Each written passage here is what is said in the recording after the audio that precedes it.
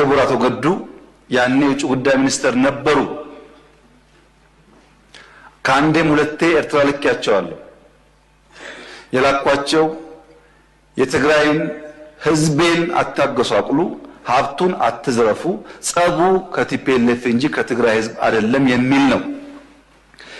አቶ ገዱ አሁን እኛ ጋር የሉም፣ ግን ክር አላቸው፣ ህሊና አላቸው። ዛሬ ቢደብቁ በታሪክ ውስጥ ይወጣል። ለምን ጉዳይ ነው እንደተነጋገሩ እሳቸውም ያውቃሉ፣ ሻዕቢያም ያውቃል፣ እኛም እናውቃለን። አሉ አልሞቱም። እሳቸው አክሰስ ይደረጋሉ፣ ሊናገሩ ይችላሉ። ለክራቸው ሲሉ ለእምነታቸው ሲሉ ማለት ነው። ለምን ጉዳይ እንደሄዱ በእሳቸው መፈታት ሲያቅተው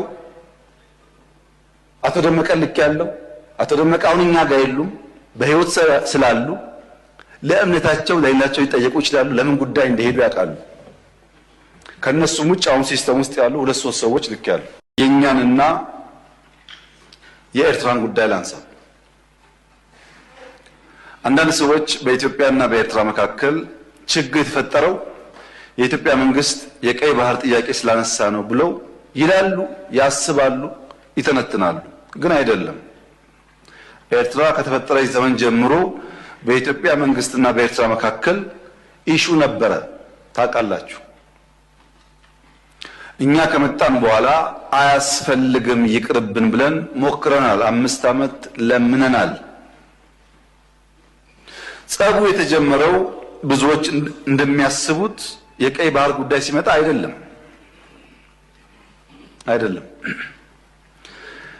በትግራይ ውጊያ ሲጀመር የመጀመሪያው ዙር ውጊያ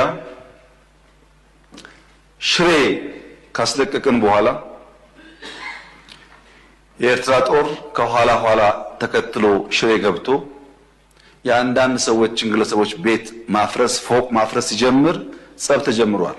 አልተናገርንም እንጂ አክሱም ይዘን ስናልፍ አክሱም ገብቶ ወጣቶች በጅምላ ሲረሽን ጸብ ተፋፍሟል። አድዋን ይዘን ስናልፍ አድዋ ሄዶ ፋብሪካዎች ሲፈታታ ሲሰርቅ ጸብ ተጋግሏል። አዲግራት ደርሰን የመድኃኒት ፋብሪካውን የሚነቀለውን ነቅለው የማይነቀለውን ሲያፈራርሱ ጸቡ ጫፍ ደርሷል። ግን የኢትዮጵያ መንግስት ያኔ በዚህም ለመዋጋት ብቃት አልነበረው። ውስን ኃይል ነበረ። ሽሬን ከያዝን በኋላ ያጠቃነውን ጣት እንከተል ነበር እንጂ የያዝነውን ቦታ እያጸናን አንሄድም።